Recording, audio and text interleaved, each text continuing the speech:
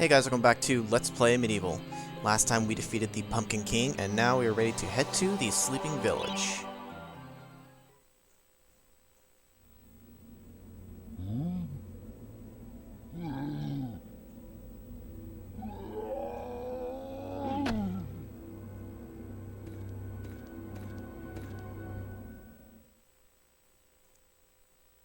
I noticed that the animations seem to not ever show Dan with any weapons because I guess they don't want to assume any of the gear that you've picked up throughout the course of the game. Poor villagers. The master possesses them. It mustn't hurt them. Hurt guards, though. They seek out an object of great power. So we're told that we're not supposed to harm the villagers, because as you can see up there, we actually have 59% of the chalice already filled. That's not from killing enemies, though. That's from having the villagers alive. If they die, you actually lose percentage of the chalice, but you can actually afford to lose a bit of them. You see right here, we have one of the little girls who kind of chases you around with the axe, and it's kind of terrifying. You can hear the little sounds they make. Although honestly, if you just keep walking, she can't even really reach you. But you can kill off a good maybe 2 or 3 of them, and you'd still be okay. But you don't want to kill too many off if you can help it, of course.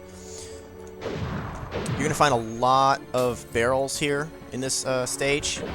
A lot of them's gonna have money inside, so you definitely want to try to break them all as best you can. Shield I don't need. Blacksmith's Monthly. Old man Willie Green of Gallowstown was awarded Smithy of the Season by our readers. His outstanding cast have produced many intricate and hard-wearing iron goods and sculptures. Willie only uses the finest of metals in his work, and is particularly noted for his magnificent busts. Old man Willie was quoted saying, "Aye, when I get pumpin' on me bellows, there's no stopping me. It's all in the rhythm, up and down, up and down.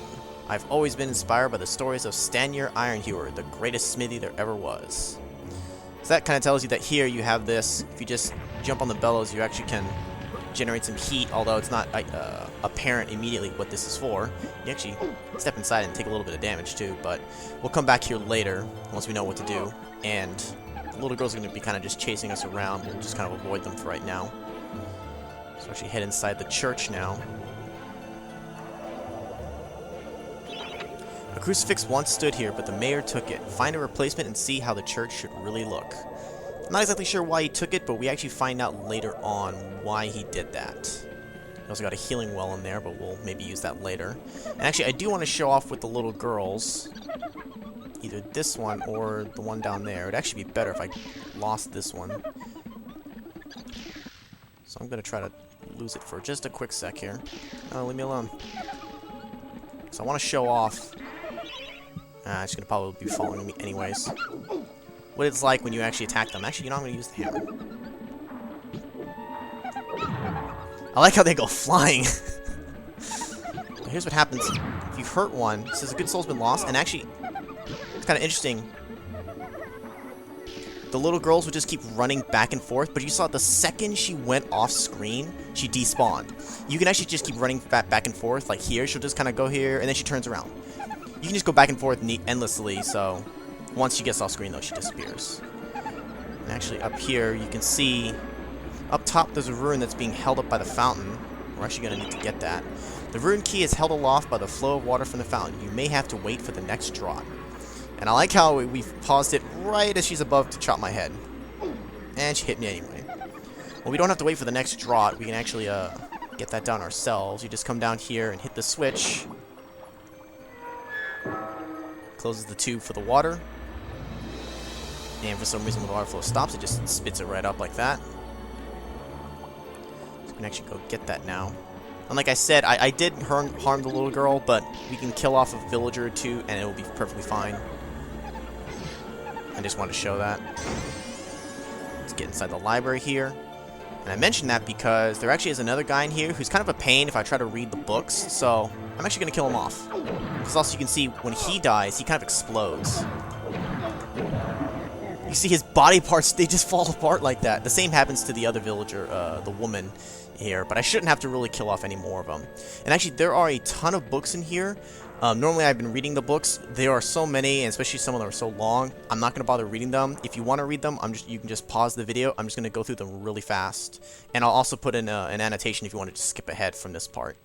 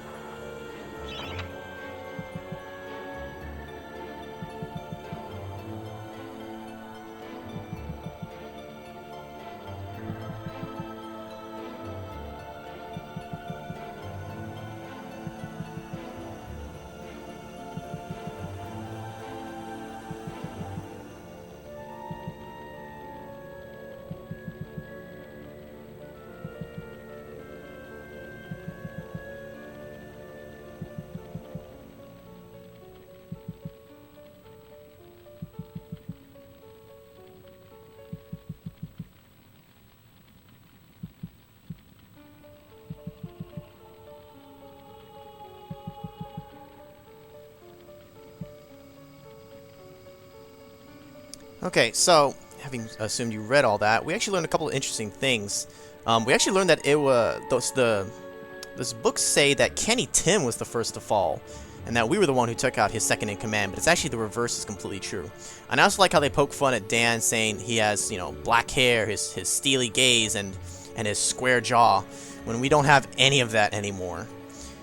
These books also mention some of the future stages that we'll be getting to. I think that's pretty much really the highlights. Oh, also the fact that there is a special artifact that is used that sealed all the demons, and that's what Zadok actually wants to get so he can free them. So we can actually see here, break behind here. There's actually one more book. We also get a crucifix cast. To whom it may concern, I must make haste, for Zadok's men will be here within the hour. I have taken the crucifix from the church. It is the key to a key. I used the cross to make the attached cast, and then I had it destroyed. It is my last hope, or it is my hope that this cast falls into the hands of a just and good hero. Signed, the town mayor. So that's why he took the crucifix. So we actually needed to get to something else.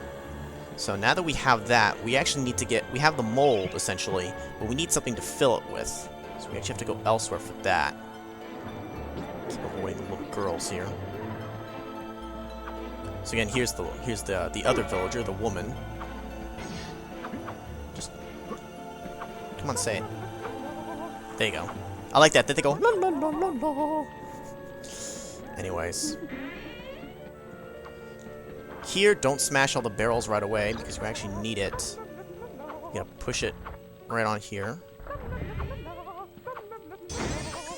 And then just run past the villagers. You actually can daring dash right into it. You didn't really hear it, but I dashed into her to stun them. You can only do it so many times, though, I think, before it will actually kill them. I mean, you can hit them a few times as well to kind of get them out of your way, just as long as you don't kill them. A bunch more barrels here. So you got a couple of gold, a couple of things of gold. You get a club because in case we didn't have the hammer, we needed the club to be able to break some of these. And we have a ton of rats. Just get all the money. Okay, that's good enough. Well, actually, you know what? There. Now they're all dead. All right, moving on. Get another villager in our way. We just run past him.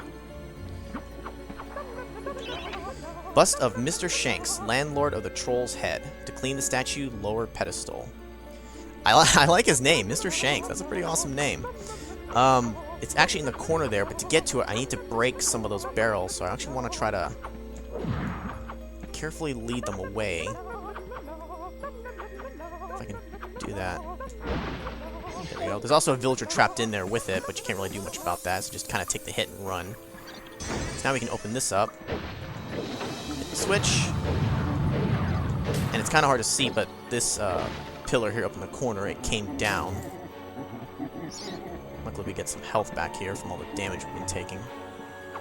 So now that this is lowered, we can get the landlord's bust. And that's actually what we're going to use. We're going to melt it down and actually create the crucifix again. So let's go do that.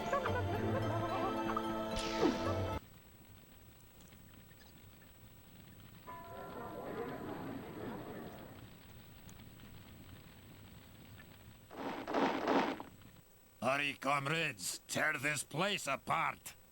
If we don't find the shadow artifact, Lord Zadok will have us mucking out the demons for the next millennium.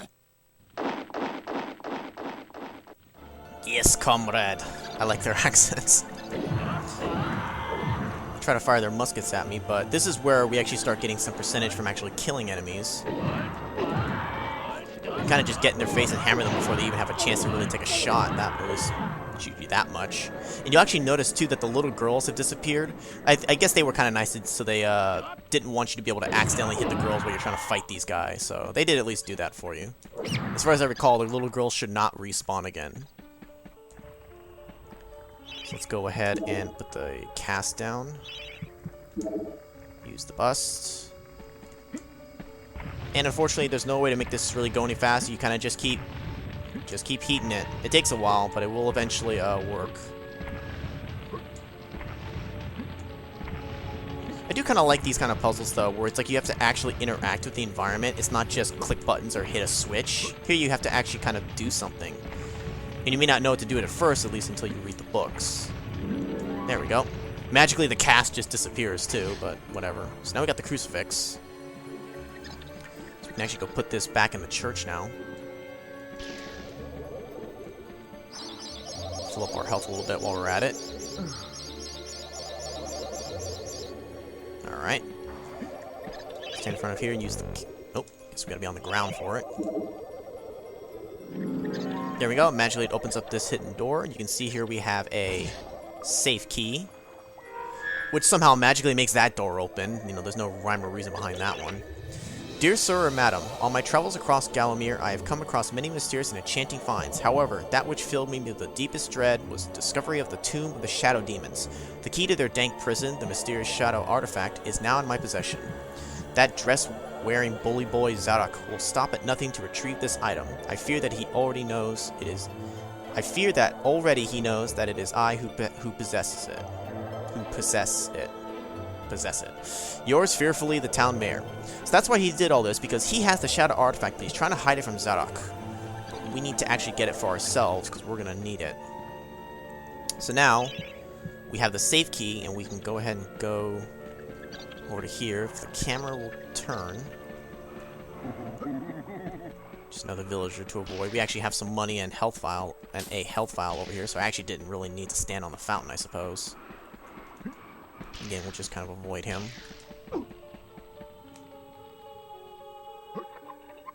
Magically, we pop out the top, and then it actually closes on you, so we actually can't go back through this way, I don't think. Got a couple of these guys in here. Oh, actually, I guess I should also show off the longbow now. Maybe that's not really a good example since he's so close to me, but you get the idea. So the gate actually opens up from this side now, and we need to actually get inside the house, but unfortunately the door is closed and it won't let us in. So we actually have to pull a what reminds me of is from Zelda 2 on the Nintendo, is we actually have to climb up on some stuff and come in through the chimney. Now that we're inside, we can actually hit this switch. If I could hit it, that would be lovely. Oh my gosh, it shouldn't be this hard. There we go. So that opens up the gate towards the exit. You can see we got a couple more guards, and that's where we should finish off our percentage pretty much. Grab some gold. Here we have the safe.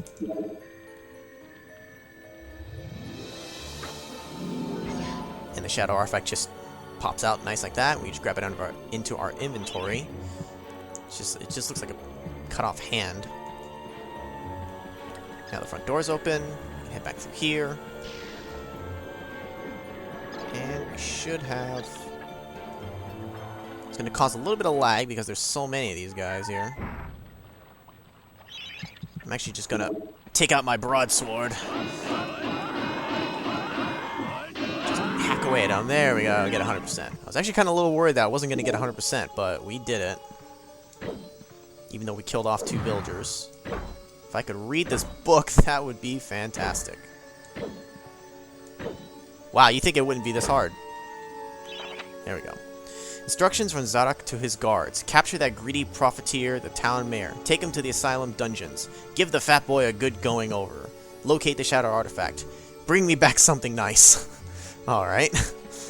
I guess you mean besides the Shadow Artifact? So now we have 100%. We can actually get the chalice, which I skipped, which was right over here. Grab the chalice. Get a nice chest of gold. And actually, now that we have the chalice, it actually doesn't matter if we harm the villagers anymore. You can go back, and at least for the men and the women, you can kill them all you want because the chalice is already obtained. They can't undo it. I could go around, and actually, I will. I think we'll kill off one of the women just because we got to be fair about this. There we go. All right, makes me feel good. Alright, I believe that's everything. Oh, I guess one other thing I do want to show is just Troll's head. I like that. Yeah, that's pretty much everything. So let's get on out of here. Actually, there is a health file over here. Now there should be everything. Alright, we're good to go. So an interesting stage because there's a little bit of a different mechanic to it. You have to try to avoid hurting the villagers as much as it's a pain to have them attacking you like that. No new message, because now we just have to pick the other reward that we passed on before, which we get from this one here. And actually, I did not notice until recently. If you actually notice her head, it actually follows you. She actually keeps looking at you, which is kind of creepy. But it only does that for the active statues. Any of the frozen ones don't move, which makes sense. Dan, tell me, what's a warrior queen gotta do to meet someone like you? Don't be shy, baby. I've seen you giving me the eye. You may be weak and feeble like old men, but I like you, Daniel. Oh, I love a man who doesn't talk back. I think if you return, I may take you for my husband. Now listen up, sugar. Your bow and arrows are fine for itty-bitty jobs, but if you want to pack some serious heat, you should take this spear. When she says that, you want to pack some serious heat. I'm actually thinking, can you give me a gun instead? I'll take that if you had it, but whatever, we'll take it. Think of me when you throw it. She's very much into Daniel, and I like it. So here we get the spear, which I believe the maximum is 30. You only get so few because it's actually a very powerful weapon. It's also very expensive. I believe it's 10 spears for 100 gold, which is way more than any of the other throwing items so far. But it's very much worth it. It's a very powerful item. So I'll try to show it off some, I think in the next stage I should be able to.